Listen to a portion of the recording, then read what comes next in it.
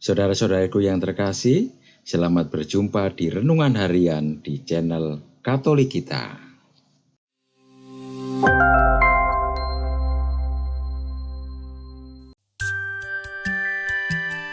Hari ini, Sabtu, 27 Januari 2024. Pekan biasa ketiga. Bacaan pertama. Bacaan diambil dari kitab kedua Samuel, bab 12, ayat 1 sampai dengan 7a, dilanjutkan ayat 10 sampai dengan 17. Pada waktu itu, Daud melakukan yang jahat di hadapan Allah. Ia mengambil istri Uria menjadi istrinya. Maka Tuhan mengutus Natan kepada Daud.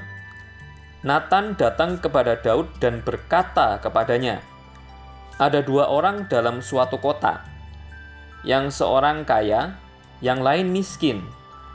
Si kaya mempunyai sangat banyak kambing domba dan lembu sapi. Si miskin tidak mempunyai apa-apa, selain seekor anak domba betina yang masih kecil, yang dibeli dan dipeliharanya. Anak domba itu menjadi besar bersama dengan anak-anak si miskin, makan dari suapannya, minum dari cawannya, dan tidur di pangkuannya, seperti seorang anak perempuan baginya. Pada suatu hari orang kaya itu mendapat tamu. Ia merasa sayang mengambil seekor dari kambing domba atau lembunya untuk dimasak bagi pengembara yang datang kepadanya itu. Maka ia mengambil anak domba betina kepunyaan si miskin itu dan memasaknya bagi orang yang datang kepadanya itu. Lalu Daud menjadi sangat marah karena orang itu dan ia berkata kepada Natan, 'Demi Tuhan yang hidup, orang yang melakukan itu harus dihukum mati. Anak domba betina itu harus dibayar gantinya 4 kali lipat, karena orang yang melakukan hal itu tidak kenal belas kasihan.' Kemudian berkatalah Natan kepada Daud, 'Engkaulah orang itu. Beginilah sabda Tuhan Allah Israel, pedang tidak akan menyingkir dari keturunanmu sampai selamanya, karena engkau telah menghina aku dan mengambil istri Uria orang Het itu untuk menjadi istrimu. Beginilah sabda Tuhan, malapetaka yang datang dari kaum keluargamu sendiri akan kutimpakan ke atasmu. Aku akan mengambil istri-istrimu di depan matamu dan memberikannya kepada orang lain, dan orang itu akan tidur dengan istrimu di siang hari. Engkau telah melakukannya secara tersembunyi, tetapi aku akan melakukan hal itu di depan seluruh Israel secara terang-terangan.' Lalu berkatalah Daud kepada Natan, 'Aku sudah berdosa kepada Tuhan.' Dan Natan berkata kepada Daud, 'Tuhan telah menjauhkan dosamu itu. Engkau tidak akan mati. Walaupun demikian, pastilah anak yang lahir bagimu itu akan mati, karena dengan perbuatan itu engkau sangat menista Tuhan.' Kemudian pergilah Natan pulang ke rumahnya. Tuhan mencelakakan anak yang dilahirkan bekas istri Uria bagi Daud sehingga sakit. Lalu Daud memohon kepada Allah bagi anak itu. Ia berpuasa dengan tekun, dan apabila ia masuk ke dalam, semalam-malaman ia berbaring di tanah. Maka datanglah para tua-tua yang ada di rumahnya untuk meminta ia bangun dari lantai. Tetapi Daud tidak mau. Juga ia tidak makan bersama-sama dengan mereka. Demikianlah sabda Tuhan. Syukur kepada Allah. Bacaan Injil. Bacaan diambil dari Injil Suci menurut Markus, bab 4, ayat 35 sampai dengan 41. Pada suatu hari, ketika hari sudah petang, Yesus berkata kepada murid-muridnya, "Marilah kita bertolak ke seberang." Mereka meninggalkan orang banyak yang ada di sana, lalu bertolak dan membawa Yesus dalam perahu itu di mana ia telah duduk. Dan perahu-perahu lain pun menyertai dia. Lalu mengamuklah topan yang sangat dahsyat, dan ombak menyembur masuk ke dalam perahu, sehingga perahu itu mulai penuh dengan air. Pada waktu itu Yesus sedang tidur di buritan di sebuah tilam. Maka murid-murid membangunkan Yesus dan berkata kepadanya, "Guru, engkau tidak peduli kalau kita binasa."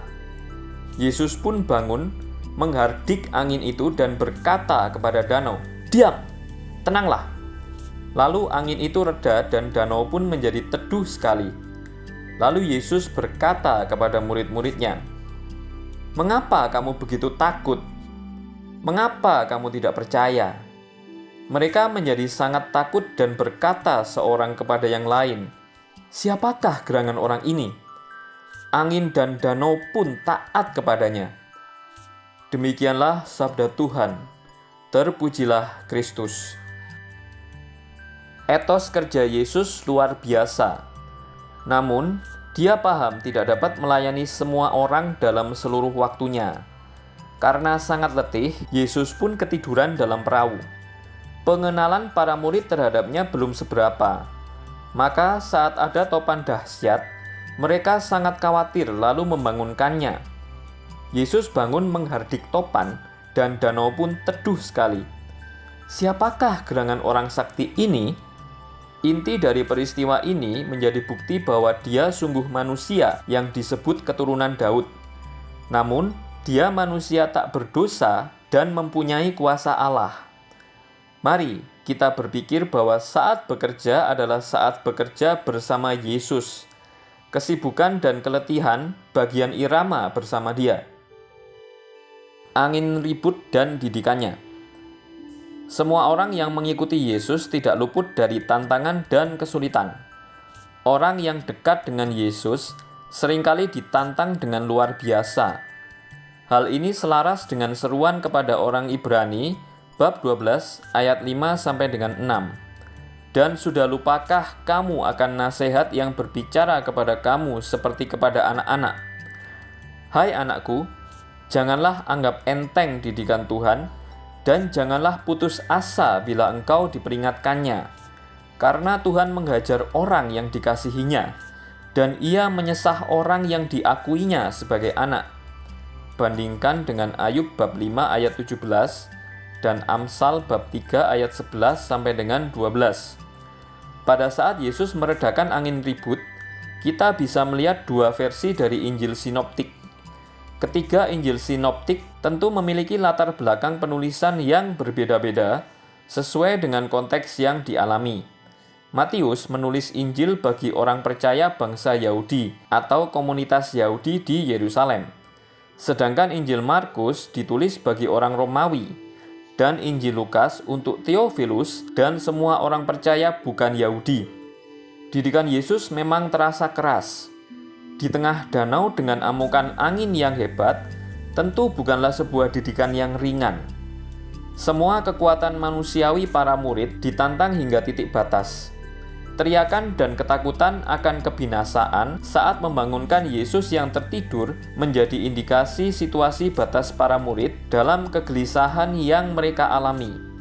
Yesus tidur dengan pulas, menunjukkan bahwa ujian ini tidak pernah mencemaskan dia sebagai guru yang memberi soal. Dia mendidik dengan keras untuk percaya dan melihat pada dirinya, supaya mereka percaya dengan sungguh. Didikan ini memang berisiko tinggi karena ketakutannya yang sudah sampai titik batas memutuskan untuk berhenti berharap dan menjatuhkan diri ke dalam danau. Yesus mau mengingatkan kita bahwa seringkali pengalaman akan didikan yang keras membentuk orang menjadi pribadi yang berkarakter teguh dan kokoh. Mengerti dan memahami maksud terdalam dari didikan yang keras akan membawa orang pada rasa syukur yang mendalam. Menyaksikan keajaiban-keajaiban yang ditunjukkan saat hidup dan bersatu dengan dia akan membawa pengalaman sukacita yang besar sehingga orang mau bersaksi dengan gembira dan menggebu-gebu. Ia tidak ragu-ragu dalam memberi kesaksian karena kesaksiannya itu lahir dari pengalaman realnya sendiri. Marilah kita berdoa.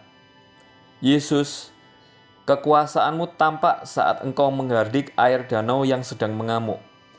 Sudilah engkau menghardik pula semua yang dapat menjauhkan aku darimu dan dari sesama, sehingga aku mengalami ketenangan yang berasal darimu sendiri. Sebab engkaulah Tuhan dan penyelamat, serta penyembuh lukaku, kini dan selama-lamanya. Amin. Saudara-saudari yang terkasih, Terima kasih atas kebersamaannya dalam renungan harian ini. Kita jumpa lagi di renungan harian berikutnya. Berkah dalam.